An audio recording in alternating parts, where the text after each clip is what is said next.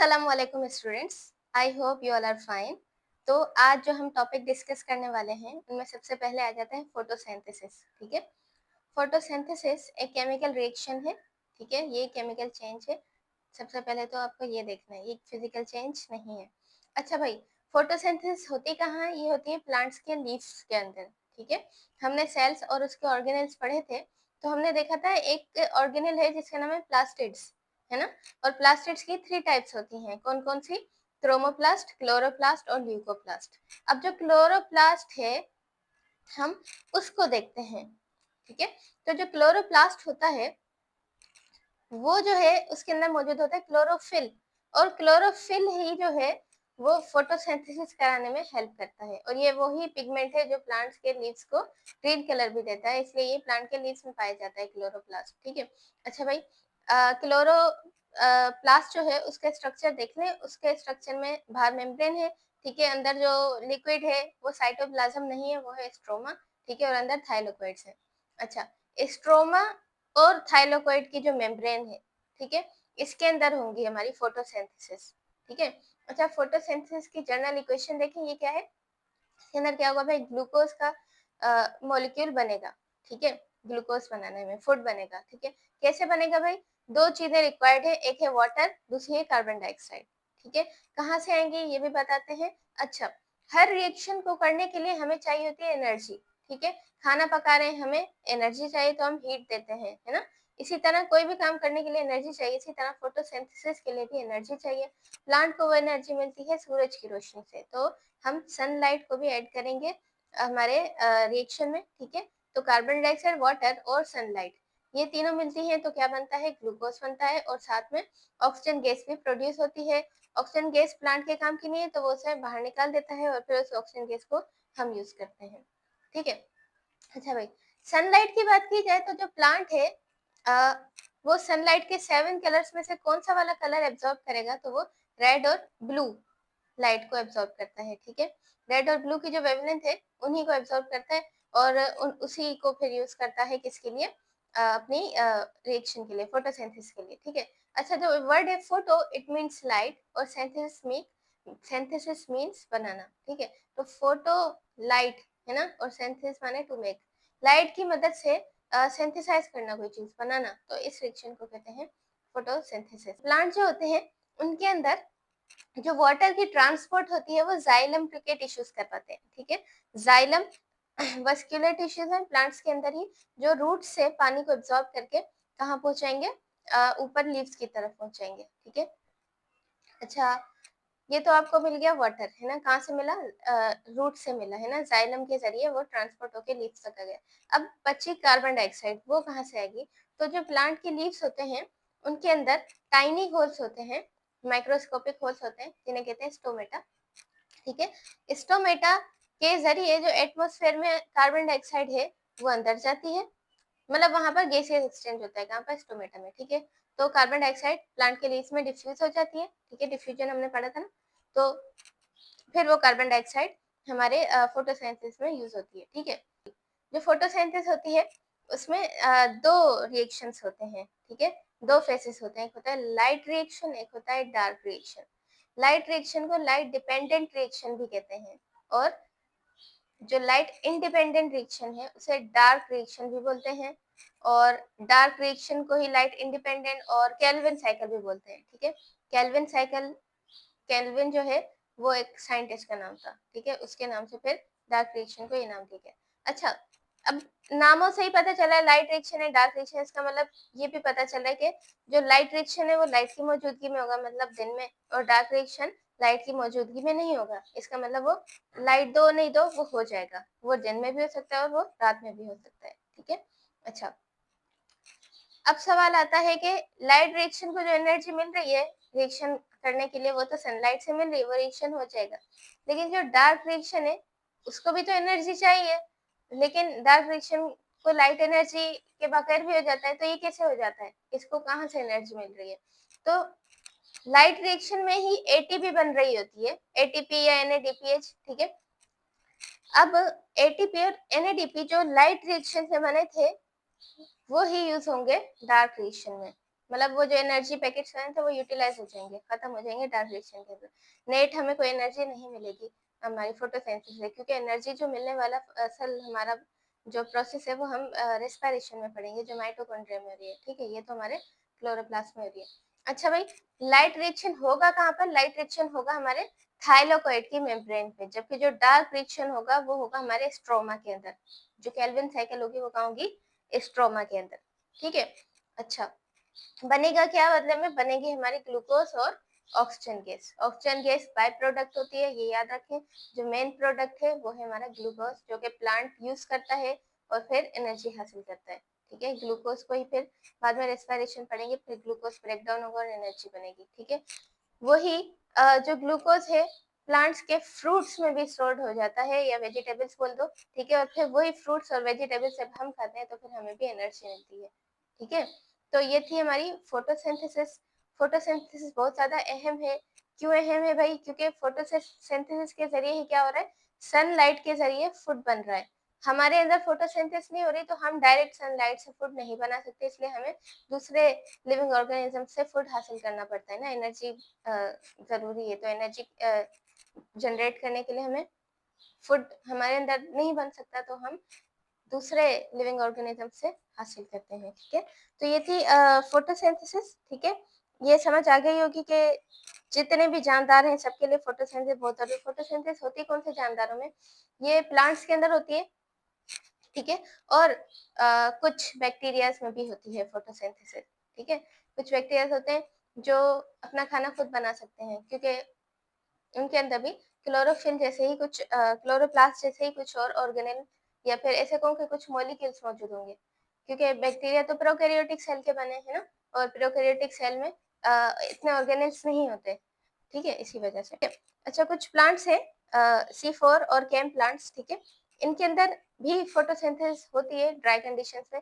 अभी बहुत से प्लांट्स ऐसे हैं जो कि जीरोफाइट्स, जैसे कि मैं बात करूँ, जीरोफाइट्स ऐसे प्लांट होते हैं जो डिजर्ट्स में रहते हैं ना, पानी की कमी होती है वहां पर, तो उन्होंने अपने आप को अडाप्ट कर लिया है। ठीक है, एडाप्टेशन उनमें बहुत सी हैं अलग सी। उन प्लांट्स को अलग से देखेंगे तो पता चलेगा कि उनमें कैसे फोटोसिंथेसिस हो रही है। मतलब उनमें स्पेशलाइज्ड सेल्स होते हैं, स्पेशलाइज्ड तरीके होते हैं जिससे वो भी फोटोसिंथेसिस कर सकते हैं। ठीक है, अच्छा भाई, फोटोसिंथेसिस हो गया। इसके बाद जो अगला टॉपिक है वो है ट्रांसपोर्ट सिस्टम। ठीक है, ट्रांसपोर्ट सिस्टम इन प्लांट्स और ट्रांसपोर्ट सिस्टम इन एनिमल्स। ठीक है, सबसे पहले प्लांट्स का ट्रांसपोर्ट सिस्टम देखें तो प्लांट्स में ट्रांसपोर्ट किसकी हो रही है? वो हो रही है वाटर और फूड की। वाटर कहाँ से मिलता है भाई? रूट से मिलता है, और अभी मैंने बताया कि वाटर को ट्रांसपोर्ट कौन कराता है? जाइलम के टिश्यूज। ठीक है, मतलब पाइप्स जैसे होते हैं ना, पाइप्स के जरिए वाटर पहुंच रहा है, तो यहाँ पर जो वेसल्स हैं वो है, उनका नाम है जाइलम। जाइलम के अंदर लिग्निन एक केमिकल है वो मौजूद होता है जो जाइलम को हार्डनेस प्रोवाइड करता है। जाइलम असल में डेड सेल्स के बने होते हैं, इसी वजह से। ठीक है, तो ये था जाइलम। जाइलम किसकी ट्रांसपोर्ट कराता है? वाटर की, from the roots to the all the parts of the plant. ठीक है, ये बात हो गई। अब फूड की ट्रांसपोर्ट देखते हैं, तो पहले तो ये पता होना चाहिए फूड बन कहाँ रहा है। तो अभी हमने देखा कि फूड बनता है प्लांट के लीव्स में। ठीक है, अब वहां से फूड ट्रांसपोर्ट होगा पूरे प्लांट की बॉडी में। ठीक है, तो फूड को जो कैरी करते हैं वो होती हैं फ्लोएम की ट्यूब्स। फ्लोएम की ट्यूब्स जो होती हैं वो सीफ ट्यूब्स होती हैं। ठीक है, और ये लिविंग सेल्स की बनी होती हैं। ठीक है, और फ्लोएम जो है लीव्स से फूड उठा के पूरे प्लांट में ट्रांसपोर्ट करवाती है। ठीक है, यहाँ तक बात समझ आ रही है? जो वाटर है वो ऊपर जा रहा है ना, तो वाटर ऊपर जा कैसे सकता है? पहली बात तो है ना, वाटर तो नीचे आ सकता है। तो जाइलम से रूट से लेके वाटर ऊपर पूरे प्लांट की बॉडी में कैपिलरी एक्शन के जरिए जाता है। ठीक है, और जो फूड है वो कैसे फ्लो करेगा? वो होगा बल्क फ्लो के जरिए। ठीक है, एक बल्क फ्लो एक प्रोसेस है, उसके जरिए जो फूड है वो ट्रांसपोर्ट हो जाएगा। ठीक है, अब हम आते हैं एनिमल्स की तरफ। एनिमल्स में ट्रांसपोर्ट कैसे हो रही है? ठीक है, चलो इंसान की ही बात करें तो हमारे अंदर जो ट्रांसपोर्ट सिस्टम है वो सर्कुलेटरी सिस्टम के जरिए ट्रांसपोर्ट होती है हमारी चीजें। ठीक है, मतलब कि ब्लड के जरिए। ठीक है, सर्कुलेटरी सिस्टम हमारा बना है ब्लड का, और ब्लड वेसल्स का और हार्ट का। ठीक है, इंसान का जो हार्ट होता है उसमें 4 चैम्बर्स होते हैं। ठीक, इंसान का जो हार्ट होता है उसका साइज एक फिस्ट जितना होता है। ठीक है, और एक नॉर्मल जो इंसान का हार्ट होता है वो 1 मिनट में 72 टाइम्स क्या करता है? बीट करता है, धड़कता है। ठीक है, और हमारा जो हार्ट बीट होती है उसको जो रेगुलेट करता है कहते हैं कि हमारा हार्ट खुद ब खुद बीट कर रहा है, वो दिमाग के एक्शंस के ऊपर नहीं है, लेकिन ये है। और एक साइनो आर्टरियल नोड है जिसे SA नोड कहते हैं, वो क्या करती है, हमारे हार्ट की हार्ट बीट में हेल्प करवाती है, ठीक है। और जो हार्ट बीट का साउंड होता है वो लब डब होता है, ये भी आपको पता होगा, ठीक है। अच्छा भाई, ब्लड की बात करें तो ब्लड जो है वो किसका बना है, ब्लड की कंपोजिशन देखें तो ब्लड बना है प्लाज्मा का, ठीक है, RBC, WBC और प्लेटलेट्स का। RBC मतलब रेड ब्लड सेल्स, ठीक है, जो ऑक्सीजन कैरी करते हैं। व्हाइट ब्लड सेल WBC को कहते हैं, जो कि सोल्जर्स ऑफ द बॉडी हैं, ये फाइट करते हैं पैथोजन से, ठीक है, फॉरेन बॉडीज जो भी आती हैं हमारे, फॉरेन पार्टिकल्स आ रहे हैं उनसे।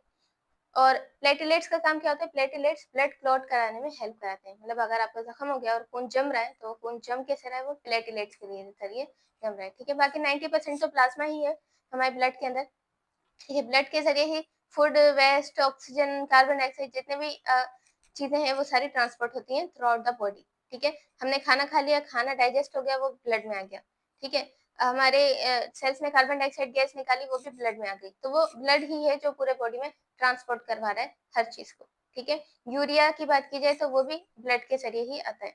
अच्छा भाई, और चीजें देखते हैं। ब्लड वेसल्स 3 किस्म की होती हैं, एक होती है आर्टरीज, एक होती है वेन्स और फिर होती है कैपिलरीज, ठीक है। आर्टरीज जो होती हैं वो ऑक्सीजनेटेड ब्लड को कैरी करती हैं, और जो वेन्स होती हैं वो डीऑक्सीजनेटेड ब्लड को कैरी करती हैं। ऑक्सीजनेटेड ब्लड वो होता है जिसमें ऑक्सीजन की कंसंट्रेशन हाई होती है। डीऑक्सीजनेटेड ब्लड वो होता है जिसमें कार्बन डाइऑक्साइड की कंसंट्रेशन हाई होती है, ये याद करना है आपको, सही है। ऑक्सीजनेटेड ब्लड जिसमें ऑक्सीजन है वो वेन्स सॉरी आर्टरीज उठा रही हैं और बॉडी में ट्रांसपोर्ट कर रही हैं, जबकि जो गंदा खून है, मतलब मैं कहूँ कि कार्बन डाइऑक्साइड वाला खून है, वो डीऑक्सीजनेटेड ब्लड जो है वो वेन्स उठा रही है, ठीक है। वेन्स जो होती हैं वो सुपरफिशियल होती हैं। अगर आप अपना हाथ देखें तो आपको अपने हाथ के ऊपर जो ब्लू ग्रीन इस कलर की जो नजर आ रही है ब्लड वेसल्स, ये वेन्स ही होती हैं, ठीक है। और आर्टरीज आर्टरीज सुपरफिशियल नहीं होती, वो अंदर एम्बेडेड होती हैं डीपली, ठीक है, तो वो नजर नहीं आती। और वेन्स का कलर ग्रीनिश होगा, ठीक है, लेकिन आर्टरीज का कलर रेड होगा। अच्छा भाई, और क्या फर्क हो सकता है इनमें, मैंने तो ब्लड का फर्क बता दिया कि इसमें ऑक्सीजनेटेड है, उसमें डीऑक्सीजनेटेड है। वो सुपरफिशियल होती हैं, स्किन के करीब होती हैं, और वो डीपली एम्बेडेड होती हैं आर्टरीज, ठीक है। अच्छा, तीसरी चीज ये कि आर्टरीज जो है वो ही ब्लड प्रेशर क्रिएट करती हैं। क्यों? क्योंकि आर्टरीज का जो वॉल्स होती हैं वो थिकर होती हैं as compare to the veins. Veins की जो वॉल्स होती हैं, ब्लड वेसल है उसकी जो वॉल्स होंगी वो थिनर होंगी एज कम्पेयर टू आर्टरीज। अच्छा, इसी तरह हम ये भी कह सकते हैं कि आर्टरीज का जो ल्यूमेन होगा वो छोटा होगा और वेन्स का जो ल्यूमेन होगा वो बड़ा होगा, ठीक है। ब्लड प्रेशर कहाँ बना, इसी वजह से आर्टरीज में, क्योंकि आर्टरीज का अगर ल्यूमेन छोटा है तो वहां से ब्लड तेजी से गुजरेगा, इसी तरह फिर उनकी वॉल्स के अंदर प्रेशर पैदा होगा। अच्छा भाई, कैपिलरीज का फिर काम क्या है? कैपिलरीज को हम ऐसा कह सकते हैं, कैपिलरीज बहुत फाइन ब्लड वेसल्स होती हैं, छोटी छोटी, जो ऑर्गन्स के अंदर भी एम्बेडेड हो सकती हैं। और जो कैपिलरीज है एक नेट की तरह, नेटवर्क की तरह, ठीक है, वो इस जाल की तरह फैली होती है। जैसे अगर आप अपनी आंखों के अंदर देखें, आपको बिल्कुल छोटी छोटी ब्लड वेसल्स कभी कभी नजर आती है ना, वो होती है कैपिलरीज, ठीक है। और कैपिलरीज ही हैं जो कि असल मटेरियल्स की एक्सचेंज कराती हैं सेल्स, टिश्यूज में और फिर ब्लड में, ठीक है। फॉर एग्जाम्पल, सेल्स ने कार्बन डाइऑक्साइड गैस निकाली तो वो कैपिलरीज के जरिए, कैपिलरीज की दीवारें बहुत पतली होती हैं तो उनके अंदर से डिफ्यूजन आराम से हो सकती है, तो डिफ्यूजन के अमल के जरिए कार्बन डाइऑक्साइड ब्लड में आ सकती है, और अगर ब्लड में ऑक्सीजन है तो फिर वो सेल्स को दे सकता है, ठीक है। इसी तरह खाना ब्लड के अंदर आ गया तो वो खाना सेल को चाहिए, तो ब्लड के जरिए खाना डिफ्यूज होकर सेल में चला जाएगा या टिश्यूज में चला जाएगा। इंटरस्टिशियल जो स्पेस होती है उसके अंदर कैपिलरीज मौजूद होती है, ठीक है। अच्छा, ये चीजें तो आपको समझ आ गई कि ब्लड क्या होती है, ब्लड की वेसल्स की 3 टाइप्स मैंने बताई, ठीक है, आर्टरीज, वेन्स और कैपिलरीज, ठीक है। अब हम आते हैं हार्ट की तरफ। हार्ट के अंदर वो ब्लड वेसल जो हार्ट से खून को दूर लेके जाती है, मतलब हार्ट में खून आया, हार्ट पंप हुआ और फिर वो खून वापस से किसी ब्लड वेसल के जरिए हार्ट से दूर जा रहे हैं ना, वो ब्लड वेसल जो ब्लड को अवे फ्रॉम द हार्ट ले जा रही है, जो दूर ले जा रही है, उसको हम कहेंगे वो है आर्टरी। आर्टरीज की डेफिनेशन ये भी है कि arteries carry the blood away from the heart. जबकि वेन्स की डेफिनेशन क्या होगी, veins carry blood towards the heart, मतलब हार्ट को जो ब्लड देगी वो वेन होगी और हार्ट से जो ब्लड लेके जाएगी वो आर्टरी होगी, ठीक है। अच्छा, जो हमारी बॉडी की जो सबसे बड़ी आर्टरी है उसका नाम है अरोटा, ठीक है, जो कि हार्ट के लेफ्ट साइड से निकलती है, ठीक है, और लेफ्ट वेंट्रिकल से। अच्छा, जो सबसे बड़ी वेन है उसका नाम है वेना केवा, ठीक है, और वेना केवा राइट साइड से, मतलब हार्ट के ऊपर जो होगा वहां पर ब्लड मतलब कनेक्ट होगी हार्ट से और वो ब्लड देगी। कौन सा ब्लड देगी भाई, डीऑक्सीजनेटेड ब्लड देगी क्योंकि वो वेन है, ठीक है। और जो अरोटा है वो ऑक्सीजनेटेड ब्लड लेगी हार्ट से और फिर वो पूरी बॉडी में हार्ट को क्या करेगी, फिर सॉरी ब्लड को क्या करेगी, ट्रांसपोर्ट करेगी, ठीक है। बाद में वो और ज्यादा छोटी छोटी अरोटा है, फिर वो आर्टरीज में डिवाइडेड हो जाएगी, फिर जो आर्टरीज है वो आर्ट्रियोल्स में डिवाइड हो जाएंगी, ठीक है। ऐसा नहीं कि एक ही आर्टरी होती है, वही आर्टरी ब्रांचेस में डिवाइड हो जाती है, ठीक है। अच्छा, इसके अलावा एक और चीज है, वो ये कि जो हमारा जो सर्कुलेटरी सिस्टम होता है वो डबल सर्कुलेटरी सिस्टम है, ठीक है। मतलब कि एक होता है, दो टाइप्स होती हैं सर्कुलेटरी सिस्टम की, है ना, एक होता है पल्मोनरी सर्किट और एक होता है सिस्टमिक। तो हमारे अंदर पल्मोनरी भी है, सिस्टमिक भी है, क्योंकि हम मैमल्स हैं, ठीक है। मैमल्स में डबल सर्कुलेटरी सिस्टम, ये हमारा ट्रांसपोर्ट सिस्टम था, सर्कुलेटरी सिस्टम था। इसके बाद हम आते हैं ब्रीथिंग वाला हमारा जो सिस्टम है, जिसको हम रेस्पिरेटरी सिस्टम कहते हैं, ठीक है। तो रेस्पिरेशन करने के लिए हमारे पास दो लंग्स होते हैं, ठीक है, जो हमारी थोरेसिक कैविटी में मौजूद होते हैं, ठीक है। और ये भी है कि जो लेफ्ट लंग होता है वो स्लाइटली शॉर्टर होता है राइट लंग से, क्योंकि हार्ट की वजह से, क्योंकि हार्ट जो है लेफ्ट लंग की तरफ ज्यादा मुड़ा हुआ होता है ना, इस वजह से। अच्छा, और जो एयर होती है वो एंटर होती है हमारे नॉस्ट्रल्स में, नॉस्ट्रल्स के बाद हमारा विंड पाइप, जिसको हम ट्रेकिया बोलते हैं, ठीक है, उसके अंदर। अच्छा, ये जो आगे जो पाइप होता है ये होता है फूड पाइप, इसके पीछे होता है हमारा वेंट पाइप, ठीक है। ये याद रखना है, जो हमें आगे से यहाँ पर पाइप होगा वो होगा हमारा ओसोफेगस, जो फूड पाइप होता है, और जो वेंट पाइप है, जो ट्रेकिया है, वो इसी पाइप के पीछे की तरफ होगा, ठीक है, याद रखें। अच्छा, ट्रेकिया बाद में डिवाइड हो जाएगा ब्रोंकाई में, और फिर वो ब्रोंकाई जो है लंग्स के अंदर एंटर होंगी और ब्रोंक्यूल्स में डिवाइडेड हो जाएंगी, ठीक है। लंग्स के अंदर फिर जो ब्रोंक्यूल्स हैं वो उसके बाद रीच करेंगे अल्वोलाई की तरफ। अल्वोलाई को एयर बैग्स भी कहा जाता है, जो लंग्स में होते हैं, ठीक है। और अल्वोलाई ही है जिनके अंदर डिफ्यूजन होती है। अल्वोलाई की जो मेम्ब्रेन होती है उसमें बहुत सारी कैपिलरीज लगी हुई होती हैं, ब्लड की कैपिलरीज, ठीक है। ब्लड वेसल्स हमने पढ़ा था ना, उनकी टाइप्स में कैपिलरीज थी, वो कैपिलरीज, ठीक है। तो कैपिलरीज हमें पता है वहाँ डिफ्यूजन होती है, तो जैसे ही हम ऑक्सीजन को इनहेल करेंगे तो ऑक्सीजन कहाँ जाएगी, नोस्ट्रल्स, ट्रेकिया, ब्रोंकाई, ब्रोंक्यूल्स, और फिर अल्वोलाई पे पहुंचेंगे। अल्वोलाई में जैसे ऑक्सीजन आएगी, अल्वोलाई में ऑक्सीजन ज्यादा है, कैपिलरीज में ऑक्सीजन कम है, तो वो ऑक्सीजन डिफ्यूज होकर कहाँ जाएगी, from the higher concentration to the lower concentration, ठीक है, वो चला जाएगी हमारे ब्लड में। इसी तरह से ऑक्सीजन हमारे ब्लड में चली जाएगी और फिर ब्लड से सेल्स में चली जाएगी आगे जाके, ठीक है। अच्छा, फिर जो ब्लड में कार्बन डाइऑक्साइड है और अल्वोलाई में कार्बन डाइऑक्साइड कम है, ठीक है, तो ब्लड की कार्बन डाइऑक्साइड अल्वोलाई में जाएगी, अल्वोलाई से ब्रोंकियल्स में, ब्रोंकियल्स से ब्रोंकाई, फिर ट्रेकिया, फिर नोस्ट्रल्स और फिर बाहर, ठीक है। अच्छा, जब हम सांस लेते हैं तो हमारी जो चेस्ट है वो क्या हो जाती है, बड़ी हो जाती है, और फिर जब हम सांस छोड़ते हैं तो फिर वो क्या हो जाती है, अंदर हो जाती है, ठीक है। आउटवर्ड मूव और फिर इनवर्ड मूव करती है। आउटवर्ड कब करेगी, ठीक है, जब हम इनहेल करेंगे, और इनवर्ड मूव कब करेगी, जब हम एक्सहेल करेंगे, ठीक है। एक और हमारे अंदर ही टिश्यू होता है जिसका नाम है डायफ्राम।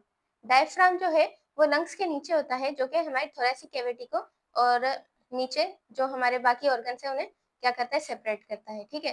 तो डायफ्राम जो है कॉन्ट्रैक्ट हो जाता है जब हम सांस लेते हैं, मतलब वो डोम शेप का होता है ना डायफ्राम, तो वो क्या हो जाता है, स्ट्रेट हो जाता है, मतलब कॉन्ट्रैक्ट हो जाता है जब हम इनहेलेशन करते हैं। जब हम एक्सहेलेशन करेंगे तो वो वापस रिलैक्स हो जाता है और अपने डोम शेप में वापस आ जाता है, ठीक है। अच्छा, हमारे अंदर दो लंग्स होते हैं, ठीक है। लंग्स की जो बाहर वाली जो मेम्ब्रेन होती है उसका नाम होता है प्लूरल मेम्ब्रेन, और प्लूरल मेम्ब्रेन के अंदर प्लूरल फ्लूइड होता है। एक फ्लूइड मतलब क्या होता है कि एक लिक्विड मटेरियल होता है जो कि लंग्स को मूवमेंट के दौरान, लंग्स मूवमेंट कर रहे हैं ना, बड़े हो रहे हैं, छोटे हो रहे हैं, तो फ्रिक्शन ना पैदा हो, इससे बचाते हैं फ्रिक्शन से, ठीक है। सारे ही ऑर्गन्स के बाहर मेम्ब्रेन होती है जो कि उनको फ्रिक्शन से बचाती है ताकि अगर हमें चोट भी लगे तो फिर हमारे ऑर्गन्स डैमेज ना हो। ठीक है, तो ये तो थी कुछ बाहर-बाहर की बातें, ब्रीथिंग का सिस्टम मैंने बताया। अब चलते हैं असल रेस्पिरेशन की तरफ, ठीक है? तो अब ऑक्सीजन पहुँच गई है हमारे सेल के अंदर एक ऑर्गेनेल है जिसका नाम है माइटोकॉन्ड्रिया। माइटोकॉन्ड्रिया में होगी सेलुलर रेस्पिरेशन। रेस्पिरेशन एक ऐसा प्रोसेस है जिसमें क्या होता है कि ग्लूकोज की ब्रेकडाउन होती है और फिर क्या बनती है? एनर्जी बनती है, ठीक है? अच्छा, हमें चाहिए क्या-क्या होता है? हमें चाहिए होती है ऑक्सीजन। ऑक्सीजन जो है हमारे सेल में मौजूद जो ग्लूकोज पड़ा हुआ है, खाना पड़ा हुआ है, उसके साथ रिएक्ट करती है, उसको ब्रेक डाउन करती है और बदले में क्या बनती है? कार्बन डाइऑक्साइड गैस, ठीक है?